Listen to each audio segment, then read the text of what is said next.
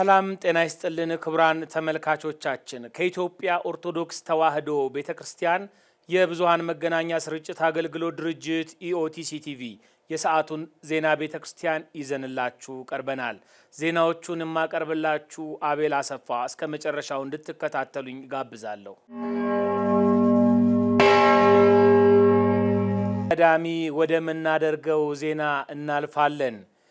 በሸገር ከተማ ሀገረ ስብከት በመናገሻ ደብረ ፀሐይ ቅዱስ ጊዮርጊስ ቤተክርስቲያን የሰማዕቱ ቅዱስ ጊዮርጊስ ዝርወተ አጽሙ በዓል ብፁዕ አቡነ ሳዊሮስ የመንበረ ፓትርያርክ ጠቅላይ ቤተ ክህነት ዋና ስራ አስኪያጅ የሸገር ከተማና ደቡብ ምዕራብ ሸዋ ሀገረ ስብከት ሊቀ ጳጳስ በተገኙበት ተከበረ። መልአከ አሚን መስፍን ገብረ ጻዲቅ ከስፍራው ተከታዩን ሪፖርት አሰናድቷል።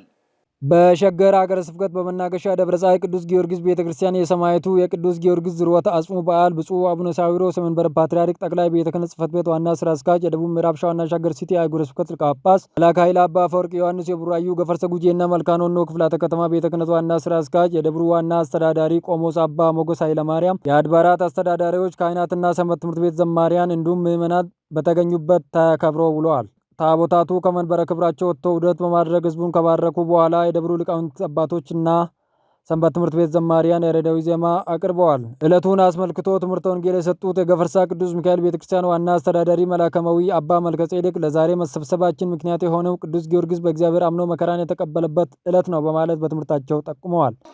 ስባረ አጽሙ ዝርወተ አጽሙ በመባል ይታወቃል። የዛሬው በዓል አጽሙ ተሰባብሮ ተፈጭቶ ደብረ ይድራስ ወይም ይድራስ በሚባል ተራራ ላይ የተበተነበት ዕለት ነው። ዘረዎ ደብረ ይድራስ ከመጸበል ዘነፋስ ነፋስ እንደሚበትነው ነፋስ ጠራርጎ እንደሚወስደው ትቢያ አቧራ ከፍ ወዳለ ተራራ ወስደው አጽሙን ወይም አጥንቱን ከፈጩትና ካደቀቁት በኋላ በትነውት ነበረ። ተገላገልነው፣ አረፍነው። ከዚህ በኋላ የሚከራከረን ከዚህ በኋላ የሚቃወመን የለም ሲሉ ያመኑትን ክብራቸውን ገልጦ የበለጠ እንዲሰሩ የሚያደርግ እግዚአብሔር፣ የተናቁትን ከፍ አድርጎ በበለጠ ክብር የሚገልጥ እግዚአብሔር ይህንን ድንቅና ታላቅ ሰማዕት በክብር አስነሳው። ደስ ይበላችሁ። የደብሩ ዋና አስተዳዳሪ ቆሞስ አባ ሞገስ ኃይለ ማርያም በበኩላቸው የተለያዩ የልማት ስራዎችን በገንዘባቸው በጉልበታቸው ድጋፍ ያደረጉትን አመስግነዋል።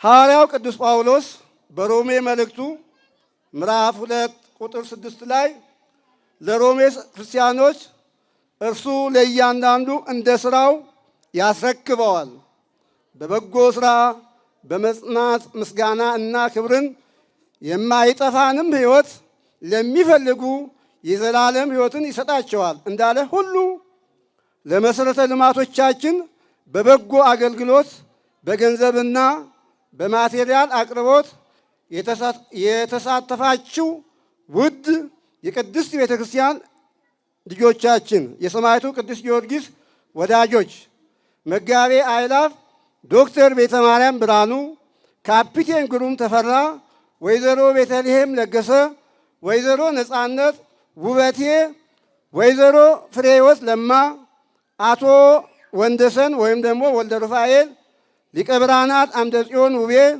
መምህር በጋሻው ተክለአረጋዊ፣ ኢንጂነር ኤልያስ ነጋሽ፣ የአጥቢያችን ምዕመናንና ምዕመናት፣ በአዲስ አበባ የምትኖሩ የመናገሻ ገዳም አካባቢ ተወላጆች፣ ማኅበረ ካህናት፣ የአብነት ደቀ መዛሙርት፣ የሰንበት ተማሪዎች እና የከተማችን ወጣቶች፣ የህንፃ ሰሪ ኮሚቴና የሰበካ ጉባኤ አባላት ሁላችሁም ላበረከታችሁት የገንዘብ፣ የሙያ፣ የጉልበት እና የጸሎት ድጋፍ በሰማዕቱ ቅዱስ ጊዮርጊስ ስም ልባዊ ምስጋናዬን ላቀርብላችሁ እወዳለሁ። ሽልማትና የምስጋና ሰርቲፊኬትም በብፁዕነታቸው ተበርክቶላቸዋል። ብፁዕ አቡነ ሳዊሮስ በበኩላቸው አባታዊ መልእክት ቃለ ምዕዳንና ቡራኬ የሰጡ ሲሆን ሰማዕቱ ቅዱስ ጊዮርጊስ ብዙ ፈተናዎችን አልፈው ሰማዕትነት እንደተቀበለ ሁሉ እኛም በእምነታችን የተለያዩ ፈተናዎች ቢመጡብን ጠንካራዎች እንዲሁም በሃይማኖታችን መጽናት ይገባናል በማለት ተናግረዋል። ዛሬ ታላቅ በዓል ነው። ሰማዕቱ ቅዱስ ጊዮርጊስ ራሱን አሳልፎ የሰጠበት ብዙ ፈተና የደረሰበት እግዚአብሔር አምላክ ደግሞ ግን ፈተናውንም ችግሩንም ሁሉ የደረሰበትን ሁሉ እግዚአብሔር አሸናፊ አርጎት ሰማዕቱ ቅዱስ ጊዮርጊስ አሸናፊ ሆነው ሁሉ ነገር አልፎ ሰማዕትነትን የተቀበሉት ዕለት ስለሆነ በዚህ ምክንያት ነው ዛሬ በዚህ ቦታ የተሰበሰብነው። የሰማዕቱ ቅዱስ ጊዮርጊስ በረከት ረድኤት በሁላችን ላይ ይደርብን። እዚህ ዛሬ መገኘታችን ትልቅ ስራ ነው፣ ትልቅ በረከት ነው ያገኘን። በዛሬው ዕለት ሰማዕቱ ቅዱስ ጊዮርጊስ ቃል ኪዳን የተሰጠው ብዙ በረከት የተሰጠው ይሄ ሁሉ ትውልዱ እንዲያመሰግነው ትውልዱ እንዲከተለው የሆነው በድካሙ ነው፣ በትግሉ ነው። ብዙ ፈተና ደርሶበት ያንን ፈተና አልፎ ነው እዚህ ድረስ የደረሰው ማለት ነው። እኛም በክርስትና ሃይማኖታችን ብዙ ፈተናዎች ይገጥሙናል። በተለያየ ጊዜ ፈተና ይገጥመናል። በቤትም ይገጥመናል፣ በዱርም በደጅም በስራም ቦታም በምንሄድበትም መንገድ ብዙ ፈተናዎች ይመጣሉ። እንግዲህ እንደ ሰማዕቱ ቅዱስ ጊዮርጊስ ጠንካሮች መሆን ይገባናል። ምንም ፈተናም ቢመጣ መከራም ቢመጣብን ስለ እምነታችን ስለ ሃይማኖታችን ጠንካሮች ሆነን መገኘት እንደ ሰማዕቱ ቅዱስ ጊዮርጊስ እንደ ሰማዕቱ ቢጎሏቸውም እንደ አፈር ቢፈጩትም ምን ቢያረጉትም ምንም ማድረግ አልቻለ ጠላት። ስለዚህ እኛም በሃይማኖታችን በእምነታችን እንደ ሰማዕቱ ቅዱስ ጊዮርጊስ ጠንካሮች መሆን ይገባናል። ታማኞች መሆን ይገባናል። ለክርስቶስ ለእግዚአብሔር ታማኞች ልንሆን ይገባናል እንደ ሰማዕቱ ቅዱስ ጊዮርጊስ። በተጨማሪም በደብሩ ላይ የአብነት ትምህርት ቤት ተቋቁሞ ተተኪ ትውልድ እንዲያፈራ መደረጉ እጅግ የሚያስመሰግን ነው ብለዋል። ብዙ ስራዎች ናቸው የተሰሩት። ከሁሉም በላይ ደግሞ በጣም ደስ ያለኝ እዚህ ግቢ ውስጥ መምህርን ቀጥረው የአካባቢ ልጆች እንዲማሩ እዚህ አካባቢ ሌላ አካባቢ ያሉት መጥተው በዚህ እንዲማሩ የአብነት ትምህርት ቤት ያቋቋሙት ቀላል ነገር አይደለም። ያቋቋም መምህር እዚህ አምጥተው ልጆች እንዲማሩ ማድረጋቸው አሁን ቅድም ሲያገለግሉ የነበሩት እነሱ ናቸው። ይሄ ትልቁ መሰረታዊ ስራ ይሄ ነው ለቤተ ክርስቲያን ማለት ነው። እነዚህ ተተኪዎች ካሉ ልጆች ከተማሩ ወጣቶች ከተማሩ ቤተ ክርስቲያኒቷ ትሻገራለች ማለት ነው። ተረካቢ አግኝታለች ማለት ነው። ስለዚህ ትልቁ ዋናው ስራ የሰሩት ስራ የአብነት መምህርን እዚህ አምጥተው ተማሪዎች እንዲማሩ የእግዚአብሔርን ቃል እንዲማሩና እየተማሩ እያገለገሉ እስከሚጨርሱ ድረስ ያገለግላሉ፣ ይማራሉ። ለዚህም ለአካባቢው አብያተ ክርስቲያናት የሚያገለግሉ ሊቃውንት እዚህ ቦታ ላይ እንዲማሩ እንዲገኙ አድርጓል። ቀጥሎ ደግሞ አሁን ጠዋት ያየነው እነዚህ ተማሪዎች አብነት ትምህርት ቤቶች ተማሪዎቹም መምህራኑ ችግር እንዳይደርስባቸው ብሎ ያንን 4 ቋት ወፍጮ አቋቁሟል። ምክንያቱም ችግር እንዳይደርስባቸው ለማለት ማለት ነው። በሌላ መልኩ ህጻናትን በትምህርት በስነ ምግባርም ጭምር አድርጎ ሀገራቸውን ቤተክርስቲያናቸውን እንዲያገለግሉ በማሰብ የተከፈተው መዋዕለ ህጻናት ትምህርት ቤት ሌላና ወሳኝ የልማት ስራ እንደሆነም ብፁዕነታቸው ተናግረዋል። ይሄ ቀላል ስራ አይደለምና ለህፃናት ደግሞ የአካባቢ ልጆች ህፃናት መዋዕለ ህፃናት እንዲማሩ መንፈሳዊውን ጥበብ ስጋዊውንም ጥበብ እንዲማሩ ደግሞ ዘመናዊ ትምህርት ደግሞ ህፃናት መዋዕለ ህፃናትን እዚህ ቤቶች ሰርቶ ቅድም ህፃናትን አይተናቸው ነው የመጣን። ብዙ ናቸው በጣም ከሁሉም ብሔረሰብ ከሁሉም ቤተ እምነቶች ያሉበት ከሁሉም ቤተ እምነት የመጡ ህፃናት ያሉበት ሁሉንም ያቀፈ ትምህርት ቤት ከፍቷል እዚህ ጋር ታች ማለት ነው። ስለዚህ በጣም በእውነቱ መምህር አባ ሞገስ በጣም እድለኛ ናቸው። በጣም የሥራ ሰው ናቸው፣ የልማት ሰው ናቸው፣ የልማት አባት ናቸው። ትልቅ ስራ ነው በዚህ ቦታ ላይ የሰሩት። እናንተ በእውነቱ እሳቸውን በማግኘታችሁ እድለኞች ናቸው። ይህ ቦታ የሆነው እሳቸውን በማግኘታችሁ ነው። እያስተባበሩ እድለኛ ናቸው፣ በውስጥም በውጭም። እንግዲህ በሰው ካልታመነ ማንም እኮ አይሰጥም። እሳቸው ስለታመኑ ስላመነዋቸው በውጭ ሀገርም በውስጥ ሀገርም ያሉት እሳቸው ታማኝ መሆናቸውን ታላቅ አባት መሆናቸውን ስላወቁ በእሳቸው መሪነት ብዙ ስራ እየተሰራ ነው ያለሁት እና በተለይ መጋቤ አይላፍ ቤተ ማርያም ዶክተር የተባሉ ታላቅ አባት ናቸው። በእውነቱ ለዚህም ቦታም ለሁሉም እዚሁ አካባቢ ብዙ እርዳታ ረድተዋል። ለትምህርት ቤቱም ለአብነት ትምህርት ቤቱም ለሚቋቋሙ መፍጮም ለህፃናትም ለዚህ መዋላ ህፃናቱም ለሁሉም ለሚሰሩ ጠቅላላ በሙሉ ብዙ እርዳታ እየረዱ ነው ያሉት። በጣም የተለዩ ናቸው። እግዚአብሔር የሰጣቸውን በእውነቱ በአግባቡ እየተጠቀሙበት ነው ያሉት። እግዚአብሔር የሰጣቸው መልሶ ደግሞ ለሱ ነው የሰጡት። የሚሰጥ እግዚአብሔር ነው። ጊዜም የሚሰጥ እሱ ነው። እድሜም የሚሰጥ እሱ፣ ሀብት የሚሰጥም እግዚአብሔር ነው። እግዚአብሔር የሰጣቸውን መልሶ ለእግዚአብሔር እየሰጡ ናቸውና በተሰጣቸው ባገኙት እግዚአብሔር በሰጣቸው ገንዘብ ያወቁበት እሳቸው ናቸው። ሰዎች እኮ ብዙ የሚያገኙ አሉ፣ ብዙ ያገኙ ብዙ ያላቸው የበለጠ ያላቸው አሉ። ግን አጠቃቀሙን ያላወቁበት ብዙ ናቸው። ካላወቁበት ይጎዳል ራሱ መልሶ ገንዘቡ። ማወቅ ያስፈልጋልና እኚህ አባት በእውነቱ ስለአውቆበታል። በገንዘባቸው እየተጠቀሙበት ነው ያሉት። በመንፈሳዊም በሁሉም በራሳቸውም ለቤተ ክርስቲያን ለእግዚአብሔር ቤት እየሰጡ በረከት እያገኙ ነው ያሉት። እግዚአብሔር አምላክ ይጠብቃቸው። በመጨረሻም በብፁዕነታቸው ቃለ ምዕዳንና ቡራኬ የበዓሉ ፍጻሜ ሆነዋል። በተያያዘ ዜና ብፁዕነታቸው በደብሩ እየተሰሩ ያሉትን የልማት ስራዎችን እና የተጠናቀቁትን ወፍጮ ቤት፣ ትምህርት ቤት ወይም መዋለ ሕፃናት፣ ቤተ መዘክር እና የመሳሰሉትን ባርኮ መርቀዋል። ከዚሁ በዓል ሳንወጣ የሰማዕቱ ቅዱስ ጊዮርጊስ ሕይወትን መነሻ በማድረግ ክርስቲያናዊ ሕይወታችንን ልናስተካክል እንደሚገባ ተገለጸ።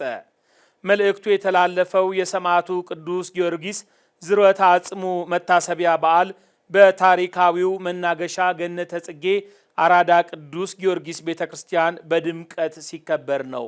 ያረካል አድማሱ።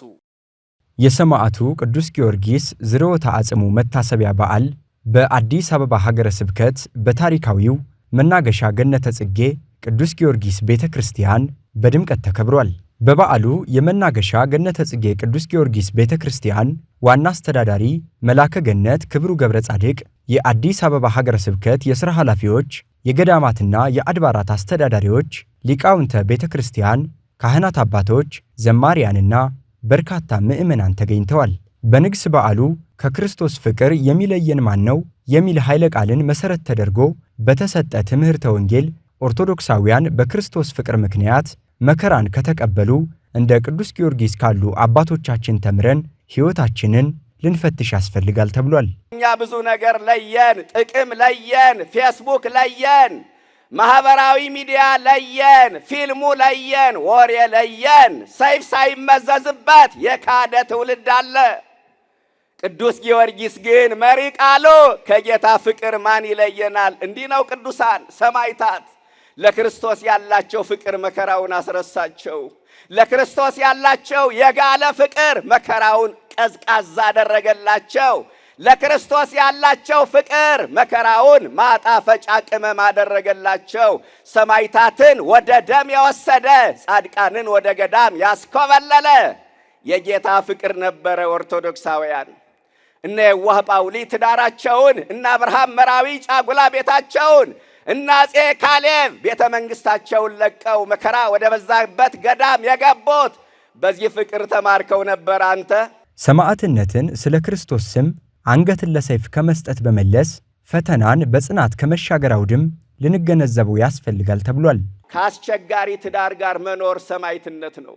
ለአንዳንዱ ሰው ሰማዕትነቱ ከመጥፎ ልጁ ጋር መኖር፣ ጸባያቸው ከከፉ ሰዎች ጋር መኖር ሰማዕትነት ነው። አሁን የ21ኛው ክፍለ ዘመን አረንጓዴ ሰማዕትነት ራስን ማሸነፍ፣ ራስን መግዛት ተቸገርነ። በዚህ ሁላችንንም ከላይ እስከ ታች እኮ ነው፣ ከልቅ እስከ ደቂቅ ያጣነው የጎደለን ነገር ራስን መግዛት አለመቻል ነው። ራስን መግዛት ምንድነው? በመጠን መኖር። ራስን መግዛት ምንድነው? ፍላጎትን ማሸነፍ። ራስን መግዛት ምንድነው? ምኞትን መቆጣጠር፣ ላመንዝር የሚል ስሜትን መግታት። ራስን መግዛት ምንድነው? ኦርቶዶክሳውያን ህዋሳትን መቆጣጠር። አሁን ራሱን የማይገዛ ትውልድ ኢትዮጵያ ላይ በቀለ። አንገት እየቆረጠ እጅ እየቆረጠ ዋንጫ እንደበላ የሚጨፍር ትውልድ። ራስን አለመግዛት ይሄ ነው። ሰው በዝሙት እንስሳ በጭካኔ አራዊት የሆነበት ዘመን ላይ ደርሰናል። ራስን አለመግዛት ማለት ይሄ ነው። ኃጢአት እንደ ጽድቅ ነውር እንደ ቅድስና የተቆጠረበት ልቅነት የተስፋፋበት የሰው ልጅ ከክብሩ ወርዶ እንስሳትን የመሰለበት ያልሰራሁት ኃጢአት ምንድነው እያለ የሚረክስበት ዘመን ይሄ ነው። ራስን አለመግዛት ሁላችንንም ያጣነው የጎደለን ይሄ ነው።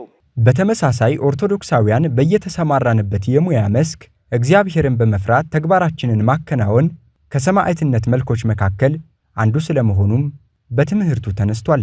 ነጋዴዎች ካላችሁ ያልተገባ ትርፍ ለማግኘት ስመ እግዚአብሔር የማትጠሩ ከሆነ በሚዛን የማታጭበረብሩ ከሆነ ባይድ ነገር እየሸቃቀላችሁ የማትሸቅጡ ከሆነ እናንተ አረንጓዴ ሰማዕት ናችሁ። ባለስልጣናት በስልጣናችሁ ግፍ ካልፈጸማችሁ፣ ፍርድ ካላጓደላችሁ፣ ድሃ ካልበደላችሁ እናንተ አረንጓዴ ሰማዕት ናችሁ። ምሁራን ለሀገር ለወገን የሚጠቅም ሥራ ከሰራችሁ፣ በእውቀታችሁ ትውልድን ከቀረጻችሁ እናንተ አረንጓዴ ሰማዕት ናችሁ። ወጣቶች ሀገራችሁንና ቤተክርስቲያናችሁን የምትወዱ ከሆነ ዝሙት ካላሸነፋችሁ እናንተ አረንጓዴ ሰማዕት ናችሁ። የዘመኑ ጊዮርጊሶች ሰባከያን የምንናገረውን የምንኖረው ከሆነ እውነትን የምንናገር ከሆነ አረንጓዴ ሰማዕት ነን። ካህናት ንስሐ ልጆቻችሁን ሀብታምና ድሃ ሳትሉ በኩል አይን የምታዩ ከሆነ ድርሻችሁን የምትወጡ ከሆነ እናንተ አረንጓዴ ሰማዕት ናችሁ። ከዚህ በመለስ የመናገሻ ገነተ ጽጌ ቅዱስ ጊዮርጊስ ቤተክርስቲያን ዋና አስተዳዳሪ መላከ ገነት ክብሩ ገብረ ጻድቅ በደብሩ የህንጻ ቤተክርስቲያን እድሳት እየተካሄደ መሆኑን ጠቁመው ለስራው መጠናቀቅ ሁሉም ኢትዮጵያዊ ድጋፍ እንዲያደርግ ጠይቀዋል። በዚህ ስራ ላይ እንደው ይሄንን አድርጉ ጥላና ዙር ይሄንን እናድርግ አንልም። 1423 አለ በየእጃችሁ ነው ያለው። በየቤታችሁም ዛሬም ነገም መቼም በምታገኙት አጋጣሚ ሁሉ ነገር በማድረግ በአካልን በመምጣት ኮሚቴውን በማነጋገር አይዟችሁ በርቱ ልትሉ ይገባል። ምክንያቱም የሚሰራው ቤተክርስቲያን ነው። ቤተክርስቲያን ማለት ምን ማለት ነው? የክርስቲያኖች ሁሉ ቤት ነው። የኮሚቴዎቹ ወይም የካህናቱ ወይም የቤተክርስቲያኑ አስተዳዳሪ የግል ቤት አይደለም። የክርስቲያኖች ሁሉ ቤት ነው። ስለዚህ እያንዳንዱ ቤቱ እንዴት እንደሆነ ሊጠይቅ ሊያውቅ ይገባዋል። ምን ይመስላል ቤቴ ማለት አለበት። እንደው ዝም ብሎ ቤተክርስቲያን ነው ብቻ አይደለም እኮ። ይሄንን ቤተክርስቲያን በይበልጥ የቅዱስ ጊዮርጊስ ወዳጅ የሆን ሁላችንም በዚህ ስራ ላይ መረባረብ፣ ማገዝ፣ መርዳት አርጉ ተብለን ሳይሆን አስበንበት ተጨንቀንበት ልናግዝ ይገባልና ይህን እንድናደርግ ማን ይርዳን? እንዲረዳን ፈቃዱ ይሁንልን። ከ10 ሺህ በላይ ምዕመናንን የሚይዝ በ3445 ካሬ ሜትር ላይ የተገነባው ግዙፉ የሲኤምሲ ደብረ ጽባህ ቅዱስ ሚካኤል ቤተክርስቲያን ብፁዕ አቡነ ሳዊሮስ የመንበረ ፓትርያርክ ጠቅላይ ቤተ ክህነት ዋና ስራ አስኪያጅ የደቡብ ምዕራብ ሸዋና ሸገር ከተማ ሀገረ ስብከት ሊቀ ጳጳስ እንዲሁም ብፁዕ አቡነ ዲዮስቆሮስ የቅዱስ ሲኖዶስ ዋና ጸሐፊ፣ ብፁዕ አቡነ ሕርያቆስ የአዲስ አበባ ሀገረ ስብከት ሊቀ ጳጳስን ጨምሮ ሌሎች ብፁዓን አበው ሊቃነ ጳጳሳት በተገኙበት በታላቅ ድምቀት ተመርቋል። ሪፖርተራችን ሙሉቀን ሐሰን በቤተ ክርስቲያኑ ቡራኬ መርሃ ግብር ላይ ተገኝታ ተከታዩን ዘገባ አሰናድታለች። የደብረ ጽባህ ሲኤምሲ ቅዱስ ሚካኤል ቤተክርስቲያን ቅዳሴ ቤቱ ከበረ። በጉጉት ሲጠበቅ የነበረው የሲኤምሲ ደብረ ጽባህ ቅዱስ ሚካኤል ቤተክርስቲያን በታላቅ መንፈሳዊ ስነ ስርዓት ተመርቆ ለአገልግሎት በቅቷል። በምርቃት መርሃ ግብሩ ላይ ብፁዕ አቡነ ሳዊሮስ የመንበረ ፓትርያርክ ጠቅላይ ቤተ ክህነት ዋና ስራ አስኪያጅ፣ የደቡብ ምዕራብ ሸዋና የሸገር ከተማ ሀገረ ስብከት ሊቀ ጳጳስ፣ ብፁዕ አቡነ ዲዮስቆሮስ የቅዱስ ሲኖዶስ ጸሐፊ፣ የራያና አካባቢው ሀገረ ስብከት ሊቀ ጳጳስ፣ ብፁዕ አቡነ ሕርያቆስ የአዲስ አበባና ሀዲያ ስልጤ ሀገረ ስብከት ሊቀ ጳጳስን ጨምሮ ብፁዓን አበው ሊቃነ ጳጳሳት፣ መላከ ምሕረት ቆሞስ አባ ገብረ መድኅን ንጉሴ የአዲስ አበባ ሀገረ ስብከት ዋና ስራ አስኪያጅ፣ መላከ ምሕረት ኃይሌ አብርሃ የሲኤምሲ ደብረ ጽባህ ቅዱስ ሚካኤል ቤተክርስቲያን አስተዳዳሪ፣ ሊቃውንተ ቤተክርስቲያን፣ ካህናት አባቶች፣ የመንበረ ፓትርያርክ ጠቅላይ ቤተ ክህነት የስራ ኃላፊዎችና ምዕመናን በተገኙበት በታላቅ ሃይማኖታዊ ስነስርዓት ቅዳሴ ቤቱ ከብሯል። በክብረ በዓሉ ላይ የተገኙት ብፁዓን አባቶች ቡራኬና ቃለ ምዕዳን ሰጥተዋል። ብፁዕ አቡነ ሕርያቆስ የአዲስ አበባና ሀዲያ ስልጤ ሀገረ ስብከት ሊቀ ጳጳስ ባስተላለፉት አባታዊ መልእክት ይህ ግዙፍ ህንፃ ሲጀመር የሚጠናቀቅ ያልመሰላቸው ብዙ ሰዎች ነበሩ። ዛሬ ግን የእግዚአብሔርን ድንቅ ስራ ሊመሰክሩ በቅተዋል ብለዋል። እግዚአብሔር አምላክ እድሜን ሰጥቶን ይህ ታላቅ ቤተ መቅደስ በአንድ ጊዜ በአንድ ስፍራ ላይ የታነጸ ሁለት ታላላቅ ቤተ መቅደስ በአንድ ቀን ነው የተመረቀው። ምናልባትም ስራው ሲጀመር ብዙ ተራራ ጋራ መስሎ የታያቸው ሰዎች ይኖራሉ። ዛሬ ላይ ደርሰው ግን የእግዚአብሔርን ስራ አይተዋል። እግዚአብሔር አምላክ ይሰራል፣ ይችላል። በባሮቹ ላይ አድሮ ይህንን ድንቅ ስራ የሰራ አምላካችን እግዚአብሔር ስሙ የተመሰገነ ይሁን። ዝውእቱ ጊዜ ባርኮት የበረከት የደስታ የሰላም ነፍሳችን ሐሴት የምታደርግበት ታላቅ ቀን ነው። እንኳን ለዚህ ያደረሰን አደረሳችሁ። ብፁዕነታቸው አያይዘው እንዳሉት እግዚአብሔር አምላክ ዛሬ ቤቱን ቀድሷል። በተቀደሰው ቤተ መቅደስ እኛም ልንቀደስበት ይገባልም ብለዋል። እጅግ በጣም ግሩም የሆነ ጊዜ ነው። ስለ ሁሉም ነገር እግዚአብሔር አምላካችን የተመሰገነ ይሁን። አምላካችን እግዚአብሔር በዚህ ቤት ውስጥ እኛም እንድንሰራበት እንድንባረክበት ሁላችንም ማለቴ ነው እግዚአብሔር ይርዳን ይፍቀድልን። የሰላም አምላክ ከሁላችን ጋር ይሁን። ሀገራችንን ሰላም ያድርግልን። ቤተ ክርስቲያናችንን ይጠብቅልን። እግዚአብሔር ይባርካችሁ። በምርቃት ስነ ስርዓቱ ላይ አጠቃላይ ሪፖርት ያቀረቡት የህንፃ አሰሪ ኮሚቴ ይህ ግዙፍ ህንፃ በተያዘለት ጊዜ ተጠናቆ ለአገልግሎት እንዲበቃ ሁሉም ምዕመን የበኩሉን አስተዋጽኦ አበርክቷል ያሉ ሲሆን አጠቃላይ የኪነ ህንፃ ውበት ከላይ እንደሚታየው ውጫዊ ውበት ብቻ ሳይሆን የህንፃ አሰራሩ የቤተ ክርስቲያንን ስርዓት መሰረት ያደረገ ሲሆን የጥንቱን የአሁኑንና የቀጣዩን ዘመን ትውልድ ታሳቢ ተደርጎ የተሰራ መሆኑንም አክለዋል። ጣሪያው በኮንክሪት ታንጾ በእብነ በረድና በግራናይት የተለበጠ ሲሆን በህንፃው ጣሪያ ላይ ቆርቆሮ የሚባል ነገር የለውም። ከዚህም ጣሪያ በላይ ደግሞ የታላቁ ጉልላት መስቀሉ እስከ በቀለበት 64 ሜትር ከፍታ ድረስ በቀላሉ ሊያስወጣ የሚችል ደረጃ ሲኖር ከዛ ላይ ሆኖ የአዲስ አበባን ዙሪያ ገብ እስከ ዝቋላ ድረስ መመልከት የሚያስችሉ 3 የተለያዩ ከፍታ ያላቸው ክብ ደርቦች ድንቅ እይታ እንዲኖረው ተደርጓል። ከላይ እንደተመለከተው ታላቁ የቅድስት ጉልላት ቁመቱ 64 ሜትር የተመዘዘ ሲሆን ይህም የእመቤታችን የቅድስት ድንግል ማርያም በዚህ ዓለም የኖረችበትን ዕድሜ ምሳሌነት ለማሳወቅ የተገነባ ነው።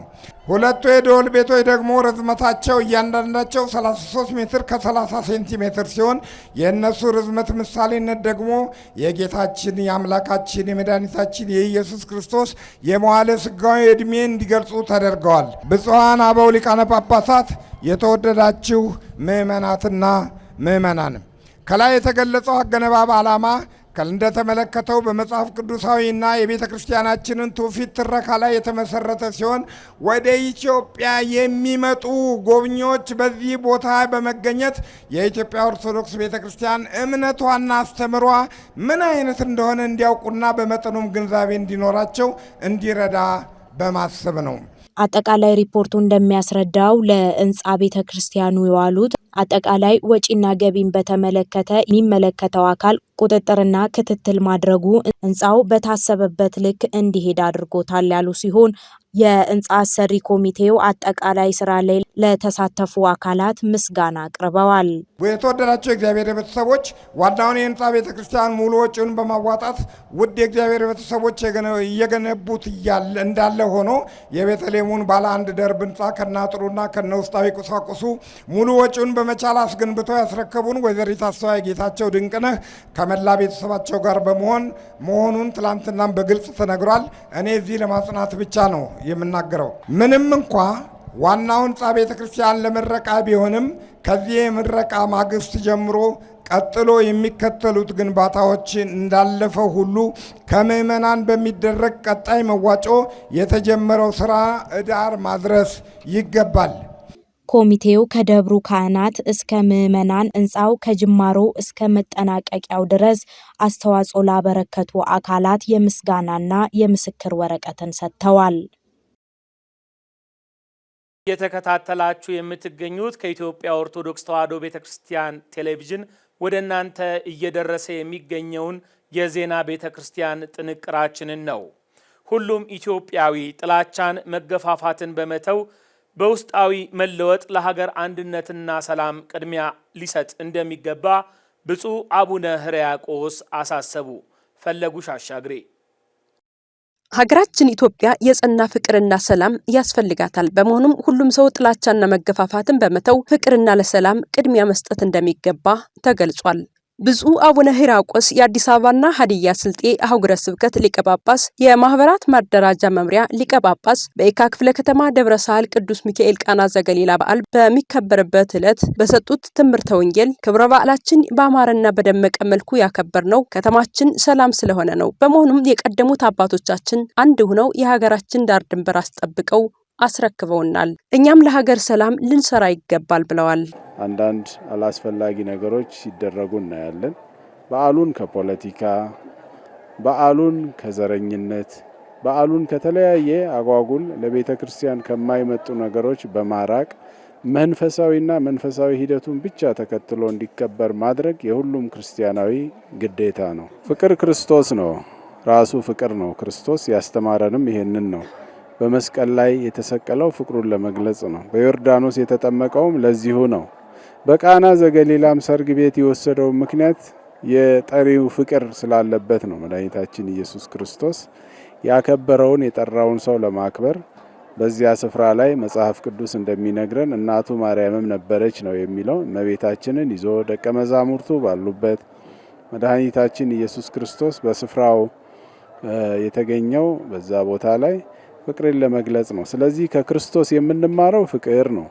በዓሉንም ደግሞ በፍቅር በሰላም አንድ ትልቅ የተማርኩበት ተወሰኑ አሁን በዚህ በዓል ላይ የተወሰኑ ሰዎች የነበራቸውን 2ም 3ም የነበራቸውን የሀበሻ ቀሚሶች፣ አልባሳት፣ ልዩ ልዩ ጌጣጌጦችን በመሰብሰብ በማጠብ በማዘጋጀት በመተኮስ በዓሉን መድመቅ ፈልገው ግን የሚገዙበት ገንዘብ ላጡ እህት ወንድሞቻቸው በፈቃደኝነት እየወሰዱ ልብስ መቀየር ትፈልጋለህ ሆይ እኛ ጋር ላንተ የሚሆን ልብስ አለ፣ ላንቺ የሚሆን ነገር አለ እያሉ ሲያድሉ ሲሰጡ አይተናል። የክርስትናው ተቀዳሚ ተግባሩ ይሄ ነው።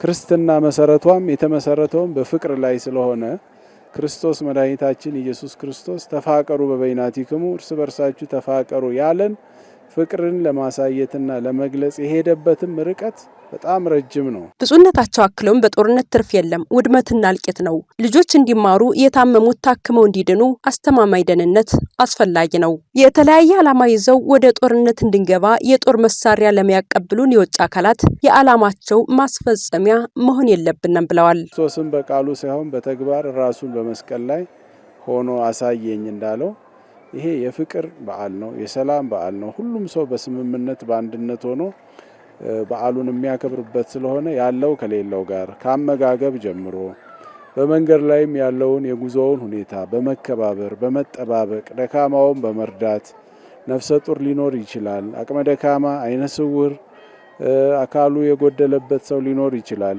ሁሉም በመጠባበቅ በመከባበር መንፈሳዊ ኃላፊነቱን እንዲወጣና ፍቅሩን እንዲገልጥ እናሳስባለን። ከዚህ በተጨማሪ ደግሞ በዓላችንን ስለሚወዱት ብቻ አብረውን ለማክበር ከሌላ የእምነት ተቋማት የሚመጡ አንዳንድ ወገኖቻችን እህት ወንድሞች ይኖራሉ። የኢትዮጵያ ኦርቶዶክስ ተዋሕዶ ሃይማኖት በዓላት ዓላማቸው በጎነት ነው። ጌታችንና መድኃኒታችን ኢየሱስ ክርስቶስ ከገሊላ ወደ ዮርዳኖስ የመጣው የተቀበረውን የሰው ልጆች የዕዳ ደብዳቤ ለማጥፋት ነው።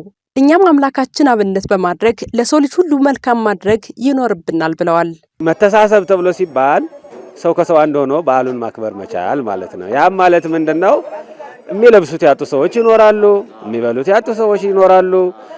የተለያዩ ነገሮች እኛ በዓል ስናከብር ልብሳችን ቀይረን አስተካክለን ይመርብን ብለን ስናከብር አፍረው የሚለብሱት አጥተው ደግሞ መውጣት የተሳናቸው ብዙ ሰዎች ሊኖሩ ስለሚችሉ በየሰፈሩ ያለውን ነገር ሁሉ አስቦና አስታውሶ አብሮ ለብሶ አብሮ በልቶ አብሮ ጠጥቶ ደስ ተሰኝቶ በዓልን ማክበር እንደሚገባ ነው ቤተክርስቲያናችን ውስጥ ጌታችን መድኃኒታችን ኢየሱስ ክርስቶስም የሚያስተምረው ማለት ነው። በዓልን ለብቻ ማክበር ምንም ብዙ ስሜት ይሰጣል ብዬ አላስብም።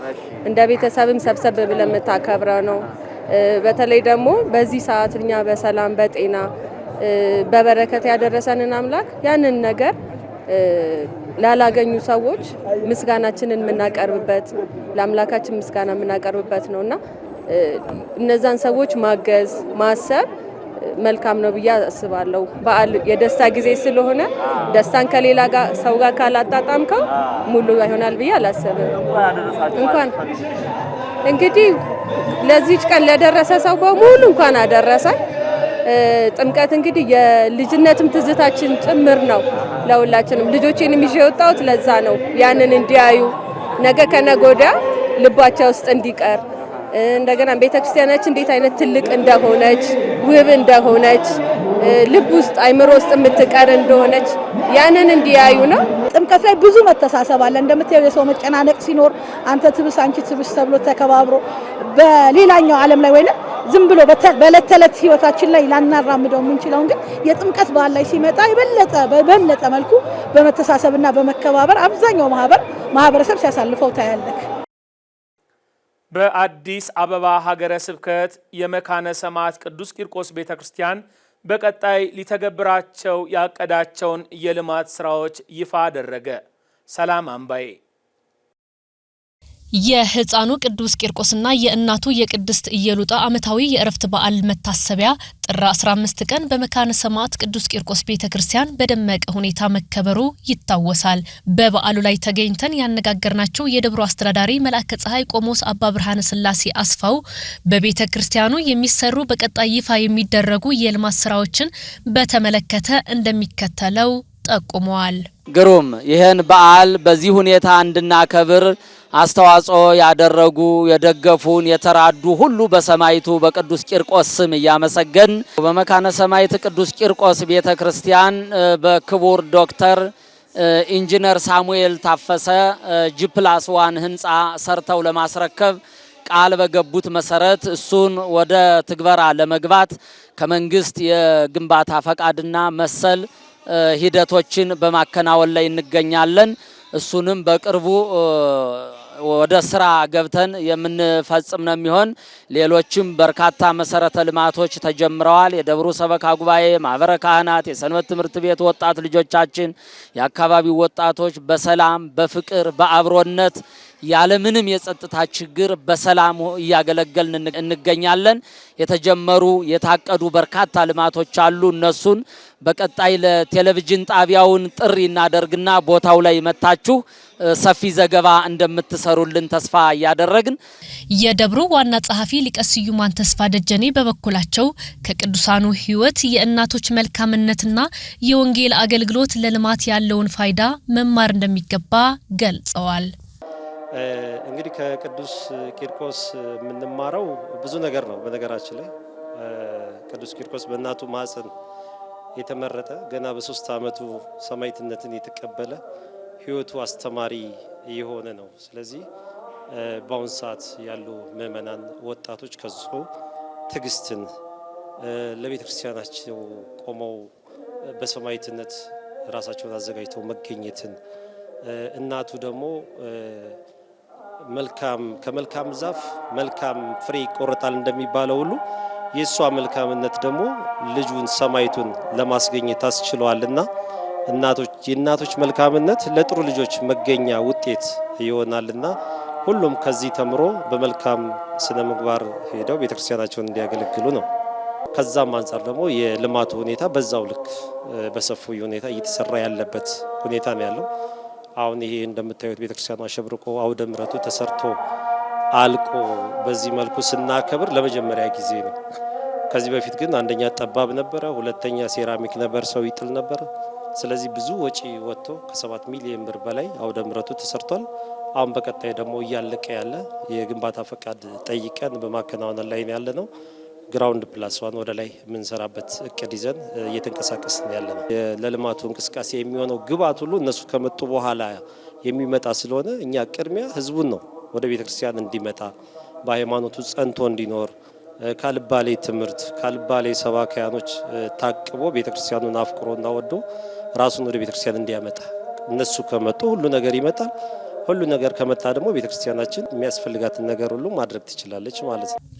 በመጨረሻም የሰንበት ትምህርት ቤቱ ሰብሳቢ ደጀኔ መራምባ ወጣቶች በሰንበት ትምህርት ቤት በመሳተፍ መንፈሳዊ ሕይወታቸውን እንዲያሳድጉ ጥሪ አቅርበዋል። እንግዲህ ለወጣቶች ያለን መልእክት ከቤተክርስቲያን የራቀ ሕይወት ለወጣት ማለት ከአሳ ከባህር ውስጥ እንደወጣ የተለየ ሕይወት መኖር አይቻልም። ስለዚህ ወጣቶች ከቤተክርስቲያን አጸድ ከቤተክርስቲያን ቅጥር መራቅ የለባቸውም። እንደ ሰንበት ትምህርት ቤት ሰፊ አገልግሎት ነው የምንሰጠው። 1000 ህፃናት አባላት አሉ። ከ600 በላይ ደግሞ በወጣት በመደበኛ በርቀት እና ደግሞ በማታ መርሃ ግብር እናስተምራለን። ብዙ ወጣቶች እናስተምራለን። ግን ደግሞ አይተሽ ከሆነ ዛሬ እኛ ከምናስተምራቸው እጥፍ የሆኑ ደግሞ ብዙ ወጣቶች መጥተዋል። አሁን ቤተክርስቲያን ትፈልጋቸዋለች። ሰማይቱ እነርሱንም ይፈልጋል። ስለዚህ መጥተው ቃል እግዚአብሔር መማር አለባቸው። ስለ እምነታቸው ማወቅ መቻል አለባቸው። እምነታቸውን መረዳት መቻል አለባቸው። ስጋቸውንም ነፍሳቸውንም ማትረፍ ከስጋዊም ከመንፈሳዊም በረከት መጠቀም መቻል አለባቸውና ሁሌ እንደሚባለው በአመት ለጥምቀትን ለማክበር ወይ ደግሞ የሰማዕቱ የቅዱስ ቂርቆስን አመታዊ በዓል ለማክበር ብቻ አይደለም ወጣቶች በኃይል መነሳት መቻል ያለባቸው። ሁል ጊዜ የተዘጋጃችሁ ሁኑ እንደተባለ ተዘጋጅተው እግዚአብሔርን መጠበቅ የሚያስችላቸውን ዕውቀት ስንቅ የሚያገኙት ወደ ሰንበት ትምህርት ቤት መጥተው ሲማሩ ነውና ወደ ሰንበት ትምህርት ቤት መምጣት መቻል አለባቸው ወጣቶች። ቤተክርስቲያን ቦታ የለኝም ጠበበኝ ብላ የመጡ ወጣቶችን ህፃናትን አታሰናብትም። እናውቃለን አይደል ይሄ እንዳለ። ስለዚህ በጣም ብዙ ቦታ አለን። ቤተክርስቲያን ትፈልጋችኋለች። ወጣቶቻችን ጠንካራ ናችሁ፣ ጽኑ ናችሁ። ግን ደግሞ በእውቀት በእምነት ደግሞ መጠናከር መቻል አለበት ይሄ አቋማችሁ። ስለዚህ መታችሁ መማር መቻል አለባችሁ ብዬ ነው እኔ ጥሬን ማስተላለፈው ለሁሉም ወጣቶች ማለት ነው። ብፁዕ አቡነ ሩፋኤል የጋምቤላ፣ ደቡብ ሱዳን፣ ቄለም ወለጋና አሶሳ አህጉረ ስብከት ሊቀ ጳጳስ በጋምቤላ ሀገረ ስብከት የሚገኙ ታላላቅ ገዳማትና አድባራትን ጎበኙ። ዲያቆን ቴዎድሮስ ፍስሐ። ብፁዕ አቡነ ሩፋኤል የጋምቤላ፣ የደቡብ ሱዳንና ቄለም ወለጋ አሶሳ ሊቀ ጳጳስ ቅዱሳት ገዳማትን ጎበኙ። ብፁዕ አቡነ ሩፋኤል ጋምቤላ በሚገኘው ገዳም ግቢ ውስጥ በመገኘት ስለ ገዳሙ ጥንታዊነት ምስክርነት ሰጥተዋል። ይህም የበረከትና የተጋድሎ ቦታ ነው ነበር ያሉት። ይሄ ገዳም የጻድቁ የአቡነ ተክለ ሃይማኖት ገዳም ነው። ለመጀመሪያ ጊዜ ወደዚህ ቦታ ስንመጣ በ1999 ዓመተ ምህረት የሀገረ ስብከቱ ስራ አስኪያጅ ሆነን አባ ተክለ ሃይማኖት ተብለን ስንመጣ የገደምነው ገዳም ሲሆን እዚህ ገዳም ውስጥ ከጵጵስና በፊት ለ8 ዓመታት የተቀመጥንበት ገዳም ነው። በሁለተኛ ደረጃ የምታዩት ይሄ ተራራው ጀጀቤ ተራራ እሱ ደግሞ የተመሰረተው በ2000 ዓመተ ምህረት ነው። የከተማው ትልቁ ተራራ ነው፣ ጀጀቤ ይባላል። በ40 ቀናት ነው የተሰራው። በ40 ቀናት ነው የተሰራ። ከ40 ቀን ውስጥ ከዛ ተራራ ሳልወርድ በ40 ቀን ነው የጨረስነው። የአቡነ አረጋዊ ገዳም ነው። በሶስተኛ ደረጃ የምታዩት ቅድስት አርሴማ ናት። እሷ ደግሞ 340 ሄክታር መሬት ያላት ጸበል የፈለቀባት በዚህ ከቄለም ወለጋ ከኢሉ አባቦራ ከየትም አካባቢ መጥተው በጸበል የሚፈወሱባት ቦታ ናት። ብፁዕነታቸው በገዳም ውስጥ ለሚኖሩ በርካታ መናንያንና መነኮሳት መኖራቸውን በመግለጽ በዚህም የገዳም ስፍራ ሊሰራ የታሰበውንም ስራ እንደሚከተለው አብራርተዋል። እዚህ ላይ የታቀደው አንደኛ ሰሊጥ፣ እቾሎኒ ልማታዊ ስራ ተሰርቶ መነኮሳቱ እንዲተዳደሩ። እዚህ ውስጥ 28 መነኮሳት አሉ። የነዚህም ቀዳሲያን ጸሎት የሚያደርጉ ናቸው። ሌላ እዚህ አካባቢ የኑዌር አጸደ ህፃናት አንደኛ ደረጃ ትምህርት ቤት እዚህ ቦታ ተከፍቷል። ያንን ማሳደግ በሶስተኛ ደረጃ በክልሉ የአብነት ትምህርት ቤት የአምስቱ ብሔር የመጃንክ፣ የኮሞ፣ የአኟክ፣ የኑዌር ብሔረሰቦች የአብነት ትምህርት ቤት አጠናክሮ መክፈት ማለት ነው የተያዘበት እቅድ ማለት ነው። ለመስራት በሚያደርጉትን እንቅስቃሴ በማየት ከውጭም ሆነ ከሀገር ውስጥ ያሉ የቤተ ክርስቲያን አባላት የበኩላቸውን አስተዋጽኦ እንዲያደርጉም ጥሪ አቅርበዋል። በረከት ለማግኘት ከቅዱሳኑ ረድኤት ለማግኘት የሚፈልጉ ሰዎች የሱባኤ ቤት አለ፣ ሱባኤ እንዲይዙ መጥተው እንዲጸልዩ በረከት እንዲያገኙ ከ40 እስከ 48 ዲግሪ የሚደርስበት ብቸኛው የሙቀት ሀገር ይሄ ነው። ሙቀቱ ራሱ ተጋሎ ነው። በዚህ ሙቀት መጥቶ ጸልዮ በረከት ማግኘት ያስፈልጋልና ክልሉንም የሚመሩት በብሔረሰቡ ያሉ ሰዎች ናቸው። በስራ አስኪያጅነት ኑዌር፣ በምክትል ስራ አስኪያጅነት አኝዋክ ሆነው በቋንቋቸው ህዝቡን እያስተማሩ ሂዱና አሕዛብን በአብ በወልድ በመንፈስ ቅዱስ ስም እያጠመቃችሁ ይላል። ኑዌሮቹ በኑዌር አኝዋኮቹ በአኝዋክ በዚህ ገዳም እየመጡ ነው ክርስትና የሚነሱት። በዚህ ገዳም እየመጡ ነው የሚጠመቁት። ደግሞ ብዙ ህሙማን ተፈውሰውበታል በአርሴማ ጸበልም። ስለዚህ በዚህ አካባቢ በበረሃዋ አካባቢ መታችሁ ብትጸልዩ ብትጾሙ ሱባኤ ብትይዙ በረከት ታገኙበታላችሁ። በዕለተ ከተራ በአገልግሎት ላይ እያሉ ሕይወታቸው ያለፈ 4 መንፈሳውያን ወጣቶች የመታሰቢያ ጸሎት ብፁዓን አበው ሊቃነ ጳጳሳት በተገኙበት ተከናውኗል። በ2018 ዓመተ ምህረት በዓለ ጥምቀትን በደማቅ መንፈሳዊ ስነ ስርዓት ለማክበር በብዙ የሀገራችን አካባቢዎች እንደሚከናወነው ኦርቶዶክሳውያን ወጣቶች የታቦታቱን ክብር ለመጠበቅ ያዘጋጁትን ሰረገላ ለአገልግሎት እያቀረቡ በነበረበት ወቅት ኮዬ ፈጬ ደብረ ፀሐይ መድኃኔዓለም ቤተክርስቲያን አካባቢ ይኖሩ የነበሩ ወጣቶች ሕይወታቸው አልፏል። ይህንንም ተከትሎ እነዚህን ወጣቶች የሚዘክር ስርዓተ ጸሎተ ፍትሐት ብፁዓን አበው ሊቃነ ጳጳሳት በተገኙበት ተከናውኗል። በጸሎተ ፍትሐቱና መታሰቢያ መርሃ ግብሩ ላይ ብፁዕ አቡነ ሳዊሮስ የመንበረ ፓትርያርክ ጠቅላይ ቤተ ክህነት ዋና ስራ አስኪያጅ፣ የደቡብ ምዕራብ ሸዋና ሸገር ከተማ ሀገረ ስብከት ሊቀ ጳጳስ፣ ብፁዕ አቡነ ዲዮስቆሮስ የቅዱስ ሲኖዶስ ዋና ጸሐፊ የራያ ሀገረ ስብከት ሊቀ ጳጳስ፣ ብፁዕ አቡነ ሚካኤል የደቡብ ጎንደር ሀገረ ስብከት ሊቀ ጳጳስ፣ ብፁዕ አቡነ ኤልሳ የምዕራብ አርሲና የኢትዮ ሶማሌ ጅጅጋ አህጉረ ስብከት ጳጳስ፣ የመንበረ ፓትርያርክ ጠቅላይ ቤተ ክህነት ጽሕፈት ቤት የሥራ ኃላፊዎች፣ የሸገር ከተማ ሀገረ ስብከት የሥራ ኃላፊዎች፣ ሐዘንተኞች፣ የሰማዕታቱ ቤተሰቦች፣ የደብሩ አገልጋይ ካህናትና የሰንበት ትምህርት ቤት ወጣቶች እንዲሁም ከፍተኛ ቁጥር ያለው የአካባቢው ምዕመን ተገኝቷል። ደብሩ የአጥቢያውን ማህበረ ካህናትና ማህበረ ምዕመናን በማስተባበር ሐዘንተኞቹን ለመርዳት ኮሚቴ አቋቁሞ እርዳታ እያሰባሰበ እንደሚገኝ ተገልጿል። በመርሃ ግብሩ የተሳተፉት ሁሉም ብፁዓን አበው ሊቃነ ጳጳሳት አባታዊ የማጽናኛ ትምህርት ያስተላለፉ ሲሆን የጉባኤውን መጨረሻ ቃለ ምዕዳን የሰጡት ብፁዕ አቡነ ሳዊሮስ ልጆቻችን ከኛ በመለየታቸው ከፍተኛ ሐዘን ቢሰማንም በአገልግሎት ላይ እያሉ በመጠራታቸው ታላቅ በረከት የደረሳቸው በመሆኑ ልንጽናና ይገባናል በማለት የሐዘንተኛ ቤተሰቦችን አጽናንተዋል። ተጎጂ ቤተሰቦችን ለማገዝ በኢትዮጵያ ንግድ ባንክ እና በአቢሲኒያ ባንክ የባንክ ሂሳብ የተከፈተ ሲሆን ምዕመናንም በዚህ የባንክ ሂሳብ ቁጥር የተቻላቸውን እርዳታ በማድረግ ሐዘንተኞቹን እንዲደግፉ ጥሪ ቀርቧል። እግዚአብሔር የአገልጋዮቹን የገብረ ሚካኤልና የወልደ ገብርኤልን የወልደ ጊዮርጊስና የወልደ ሚካኤልን ነፍስ በገነት በመንግስተ ሰማያት ያሳርፍልን። ቤተሰቦቹን ያጽናናልን፣ ያረጋጋልን፣ ጽናቱን ብርታቱን ይስጥልን። እንግዲህ ልጆቻችን ቤተክርስቲያን አገልጋዮች የሆኑት ልጆቻችን ቀሲስ ገብረ ሚካኤልና ወልደ ገብርኤል፣ ወልደ ጊዮርጊስ፣ ወልደ ሚካኤል እግዚአብሔርን እያገለገሉ በእግዚአብሔር ቤት እያሉ መልካም ስራ እየሰሩ ነው። እንግዲህ እግዚአብሔር የጠራቸው ጥሪ ደርሷቸው ወደ እግዚአብሔር ነው የሄዱት።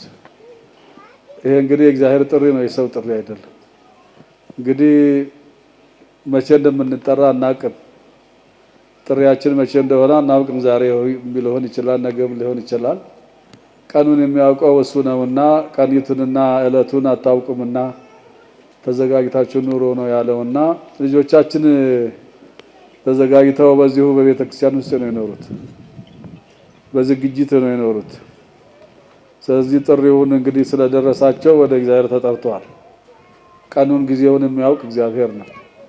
እስከዛ ድረስ ግን ዝግጅት ማድረግ፣ ንስሐ መግባት፣ ከእግዚአብሔር ጋር መነጋገር በጣም ምን ጊዜም ቢሆን መርሳት የለብንም። ሀዘኑ የሁሉም ነው፣ የቤተሰብ ብቻ አይደለም። የኢትዮጵያ ኦርቶዶክስ ተዋሕዶ ቤተክርስቲያን ተከታይ በሙሉ ነው ሀዘኑ ማለት ነው። የእናንተ የቤተሰብ ብቻ አይደለም። ስለዚህ በጣም ነው ሀዘኑ የተሰማን። ቤተክርስቲያን ልጆች፣ ቤተክርስቲያን አገልጋዮች፣ ሁሉ ጊዜ ከቤተክርስቲያን የማይጠፉ ልጆቻችን በዚህ መልኩ በመጠራታቸው ያውም በዚህ በጥምቀቱ በበዓል ጊዜ ይሄ መሆኑ በጣም ያሳዝናል። በጣም ነው ሀዘን የሚሰማን። ግን ምንም ማድረግ ስለማይቻል መመለስ ስለማይቻል ማዘኑ፣ ማልቀሱ፣ ብዙ ማሰቡ ምንም ጥቅም የለውም። ማድረግ ያለብን ወደ እግዚአብሔር መጸለይ፣ በጸሎት ማሰብ፣ ነፍሳቸውን በገነት በመንግስተ ሰማያት እንዲያሳርፍ መጸለይ ብቻ ነው የሚጠቅመው። መጸለምና ሌሎቻችን ደግሞ ለቤተሰብ ቅድም እንዳልኩት እርዳታ ማድረግ ነው የሚያዋጣው እንጂ ይሄ ከዚህ የበለጠ ምንም ማድረግ አይቻልምና ዘአቀበ ቃሌ ኢይጥዕሞ ለሞት ለዓለም ቃሌን የሚጠብቅ ቢኖር ለዘላለም ሞትን አያይም ይላል። ሞትን አያይም። ምክንያቱም ክርስቲያኖች እንደ ቃሉ ይኖራሉ። እንደ ቃሉ ከኖሩም ሞት እንደማያዩ፣ ሞት እንደማይነካቸው ይህ ቃል ያረጋግጥልናል። አምላካዊ ቃል ነው የኢየሱስ ክርስቶስ ቃል እና ሞት ይህ ምድራዊ ሞት እረፍት ነው የሚባለው። ነፍስ ከስጋ ስትለይ ነፍስ ወደ እግዚአብሔር ትሄዳለች፣ ስጋ ደግሞ ወደ አፈር ይመለሳል። አፈር ነህና ወደ አፈር ትመለሳለህ ተብሎ በተነገረው መሰረት ስለሆነም እንግዲህ ሞተ ነፍስ ነው ሰውን የሚጎዳው። ሞተ ነፍስ ለዘላለም ነው። የኛው ሞተ ስጋ እረፍተ ስጋ ያው እንግዲህ ይሄ ለዘላለም አይደለም። ሳይሰናበቱ መሄዳቸው ይሄ ሰውኛ ነው እንጂ የቀረው ሌላው ምንም ከሞት የሚቀር ነገር የለምና እንግዲህ ልባቸው አይደንግጥ፣ በእግዚአብሔር እመኑ፣ በአባቴ ብዙ መኖሪያ አለ ተብሏል። እንግዲህ እሱ በዛ በሰማይ ሊያኖራቸው ለዘላለም ሊያኖራቸው በአብርሃም በይስሐቅ በያዕቆብ እቅፍ ሊኖሩ ከቅዱሳን ከተማ ከቅዱሳን ጋራ ከቅዱሳን መላእክት ጋራ ከቅዱሳን ጻድቃን ጋራ ለመኖር ነው እግዚአብሔር የጠራቸው። ልጆቻችን እንግዲህ ሕፃናቱም በድላቸው ያድጋሉ። እግዚአብሔር የፈጠረው እግዚአብሔር አይጥለውም። እግዚአብሔር የፈጠረው እግዚአብሔር አይጥለውም። እግዚአብሔር የራሱ ጥበብ አለው፣ የራሱ መንገድ አለው እና በዚህ መሰረት ያው መረዳዳት ቅድም እንደተባለው መደጋገፍ፣ መረዳዳት ያስፈልጋል። ልቅሶው ለምንም አይጠቅምም።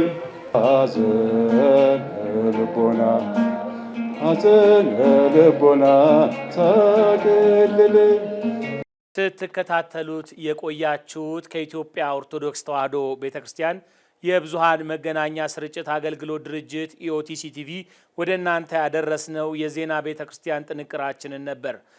ዜናዎቻችንንና ሌሎች መርሃ ግብሮችን በሳተላይት ቴሌቪዥን በዲኤስቲቪ እና በኢትዮሳት እንዲሁም ደግሞ በማህበራዊ ሚዲያ ገጾቻችን በፌስቡክ፣ በዩቲዩብ፣ በቴሌግራም፣ በቲክቶክ እና በሌሎችም የማህበራዊ ትስስር ገጾቻችን ማግኘት ትችላላችሁ። በዚሁ አጋጣሚ የቤተ ክርስቲያናችሁን የዲጂታል ሚዲያ ገጾች #EOTCTV እያላችሁ ሰብስክራይብ፣ ላይክ እና ሼር እንድታደርጉ ጥሪያችንን እናቀርባለን። የሰዓቱ ዜና ቤተክርስቲያናችን ይህን ይመስል ነበር። ከቀሪ የኢትዮጵያ ኦርቶዶክስ ተዋሕዶ ቤተክርስቲያን ቴሌቪዥን መርሃ ግብራት ጋር አብራችሁ ቆዩ።